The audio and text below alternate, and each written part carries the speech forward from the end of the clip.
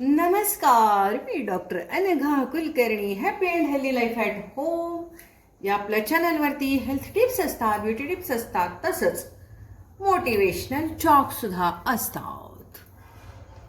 आता वाजलेले आहेत रात्रीचे 8 आणि मी जाणार आहे शेजारी गणपतीला उदबत्ती लावायला. काम काम काम काम आणि फक्त काम. आज एवढी कामं झाली तुम्हाला मी सांगते. वरचे पंखे सगळ्या खोल्यातले मोठ्या स्टूलवर चढून सगळे स्वच्छ केले, पुसले. काय विचार नका, आज अवघड कामं केली आहेत मी आज सगळी.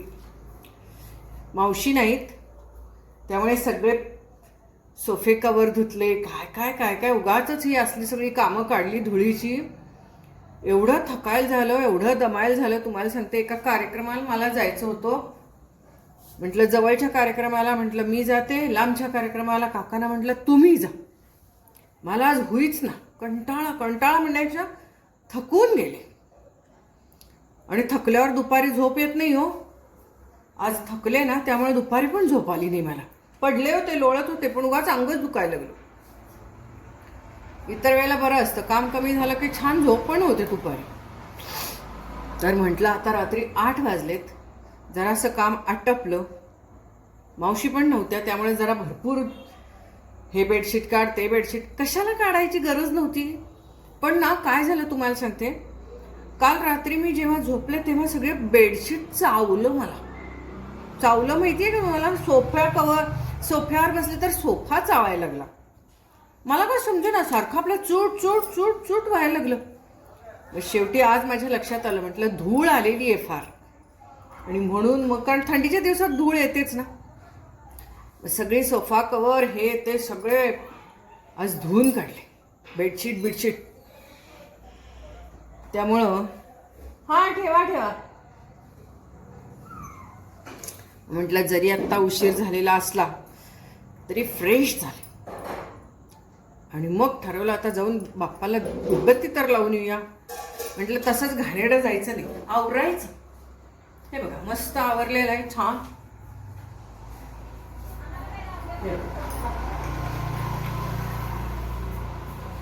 छान आहे की नाही. म्हटलं मस्त आवरायचं, मस्त साडी नेसायची, मस्त लिपस्टिक लावली छान. म्हटलं आता मस्त दिसायचो. आणि आता देवाला जाऊन येते आधी. मोरया बाप्पा मोरया, बाप्पा मोरया. बाप्पा मी आज असं का व्हायला लागले, खूप थकल्यामुळं असं झालं माझं. आज मी आणायचंच विसरले कापूर. होतंय असं कधी थकलं का नाही की हे अशी विसराविसरी होते. मोरया बाप्पा मोरया, बाप्पा मोरया. ओम नमः शिवाय, ओम नमः शिवाय, ओम नमः शिवाय. चंदा मामा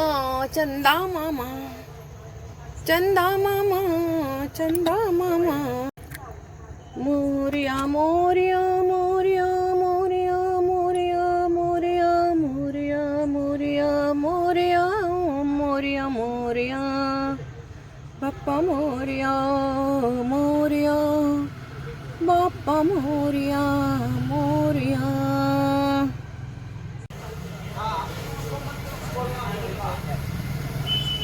हे ईश्वरा सर्वांना चांगली बुद्धी दे, आरोग्य दे.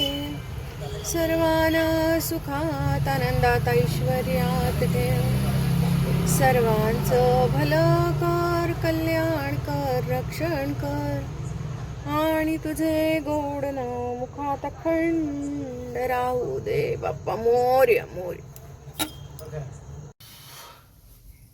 चला जरा निवांत गप्पा मारत बसूया. आज सकाळी तुम्हाला सांगते, हे फॅन सगळे इतके खराब झाले होते, स्वच्छ केलेत वर चढून. आणि नेमकं काय मूड आला कोणास ठाऊक, गाड्या धुवून, मी म्हणजे गाड्या मी स्वतःच धुते सगळ्या, 4 व्हीलर 2 व्हीलर सगळं आपलं आपणच धुवायचं.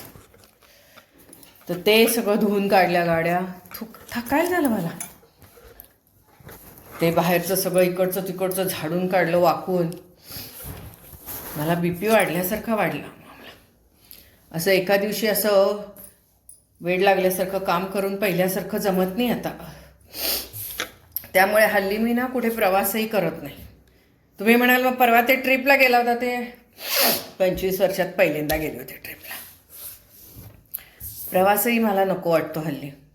ती दगदग, ते धडपड अजिबात मला सहन होईना झालंय अलीकडं.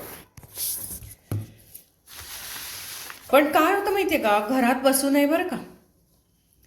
हे होत नाही ते होत नाही म्हणून जर का तुम्ही घरात बसलात, किंवा आता जाऊ दे आज आता सकाळपासून कामं झाली आहेत, नाही तर काय आता झोपायचंच आहे, घरातच तर बसायचं आहे, हिथं शेजारीच तर जायचं आहे, असं म्हणून जर का मी घरच्याच कपड्यांवर गेले असते की नाही, तर काय खरं नव्हतं माझं तुम्हाला सांगते. असं ते अंगात आळस घुसला असता, काय सांगायचं. बोलायची इच्छा नाही, गप्पा मारायची इच्छा नाही, घाणेरडं बसायचं. आणि घराच्या बाहेर एक चक्कर मारून आली पाहिजे, हे मात्र 100% खरं आहे. तुम्ही जर का घरात बसलात की ते घर घर घर घर करून आपल्याला आळस घुसतो शरीरामध्ये.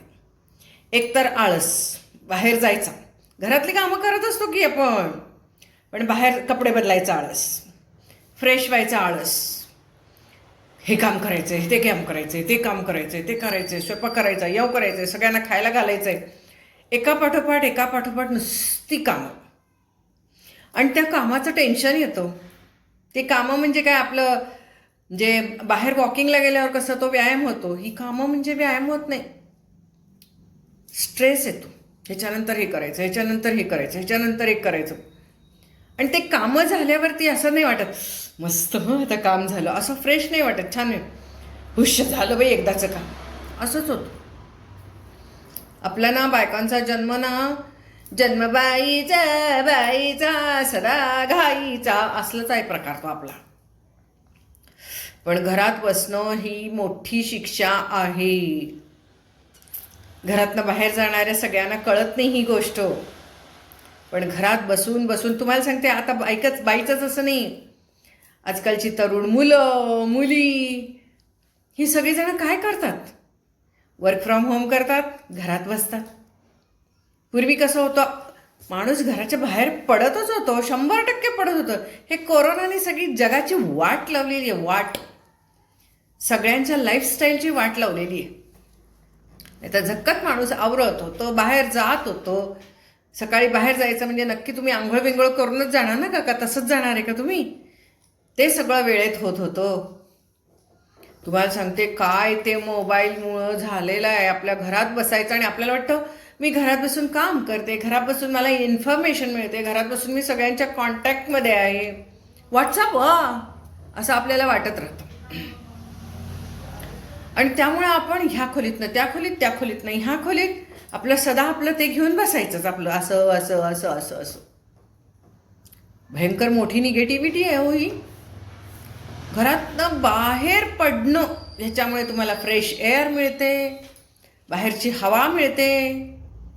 मग ते ऊन असू दे, थंडी असू दे, पाऊस असू दे, काही पण असू दे, पोल्युटेड असू दे, प्रदूषणयुक्त असू दे, धूरयुक्त असू दे, काय वाटेल ते असू दे, पण बाहेरची हवा, घरापेक्षा बाहेरची हवा, बाहेरचं वातावरण मिळतं ना.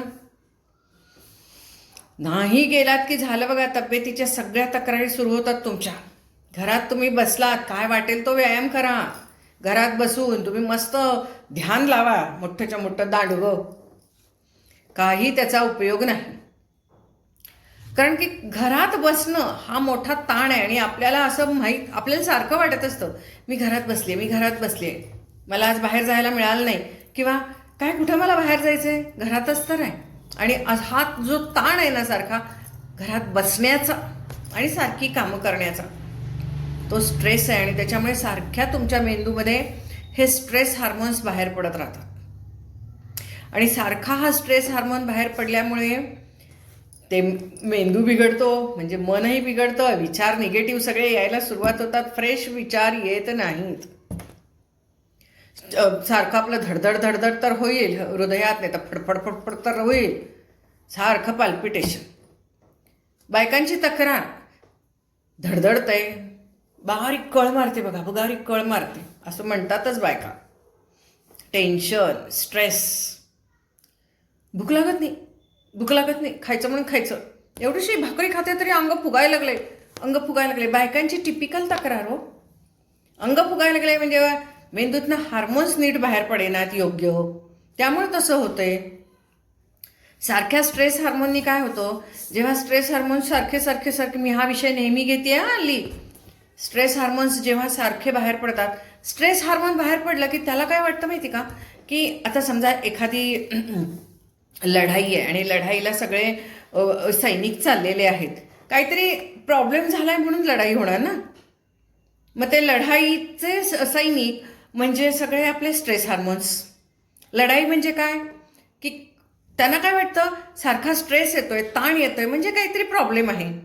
मग ते येताना सगळे त्यांचे सगळं म्हणतात तसं सगळं ते स्ट्रेस हार्मोन्स जे आहेत ते सगळे इक्विपमेंट घेऊन येतात. म्हणजे काय, की त्यांना ताकद पाहिजे, एनर्जी पाहिजे, शक्ती पाहिजे, सगळं घेऊन येतात फोर्सफुली, की आता काहीतरी आपल्या समोर आहे आणि आपल्याला लढायचं आहे आणि त्यावर ओव्हरकम करायचं आहे, म्हणजे एखाद्या प्रॉब्लेमशी लढून त्यावर विजय मिळवायचा आहे.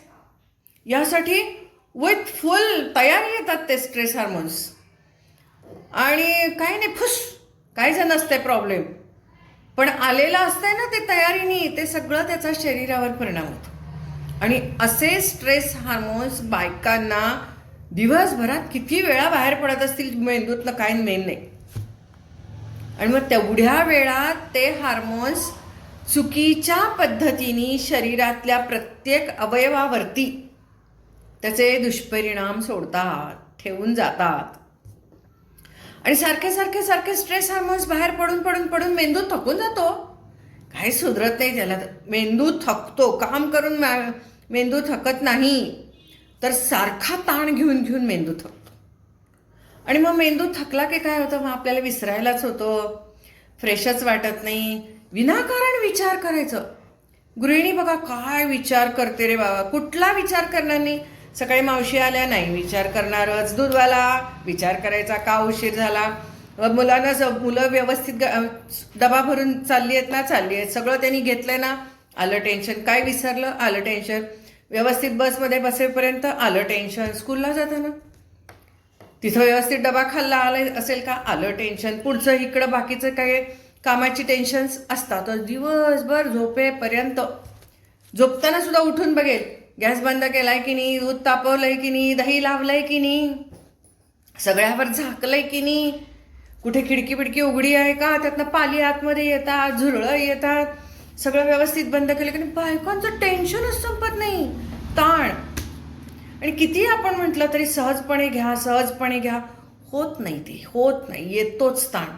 आणि ह्या ताणावर उपाय एकच, कामं कमी करणे हा उपाय होऊ शकत नाही, कारण कामं कमीच होत नाहीत. मग उपाय काय, कामं कमी का होत नाहीत, घरच्यांचे स्वभाव, त्यांच्याशी सगळ्यांशी ॲडजस्ट करायचो, हे सगळं एकट्या स्त्रीचं काम आहे, गृहिणीचं, बाकी कुणाचं नाही आहे. बाकी काय संबंध नाही बाकीच्यांचा, बाकी सगळे येतात जातात, येतात जातात, सगळे आपले काय पाहुणे असल्यासारखं. सगळं ते बाथरूमपासून काय बेडरूमपर्यंत सगळ्याची जबाबदारी या स्त्रीचीच. म्हणजे बाथरूमला पाणी सगळ्यांनी घातलंय की नाही इथपासून, पुन्हा सकाळी उठल्यावरती सगळ्यांनी बेडशीट वगैरे सगळं चादरी बिदरी सगळं घड्या करून ठेवलंय की नाही, इथपर्यंत सगळ्या गोष्टी ह्या स्त्रीलाच सगळं टेन्शन. आणि त्यामुळे मग मी तुम्हाला म्हणत असते, हे टेन्शनमधनं आपली सुटका नाही.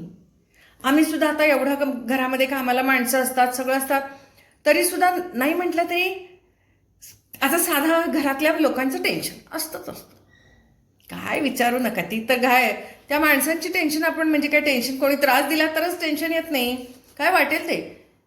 तिथं चहा करायला जातील, दूध उतू घालतील, चहा उकळून वरनं फसफसून खाली येईल, मग ते सगळं पुसायला पाहिजे, म्हणजे एक टेन्शन आहे काय आपल्याला, होय की नाही.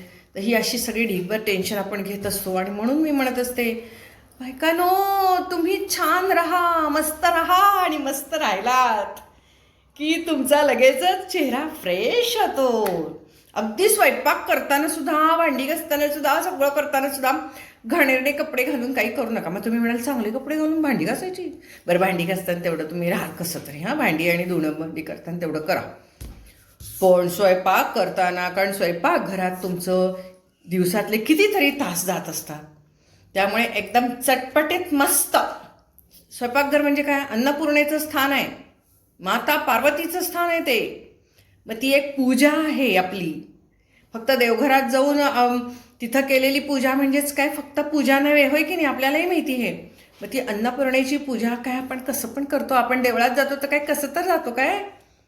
मस्त नटून थटून जातो का नाही? तसं घरामध्ये सुद्धा मस्त फ्रेश राहायचं, छान राहायचं, छान छान कपडे घालायचे आणि त्या अन्नपूर्णेची सेवा करायची. कळलं?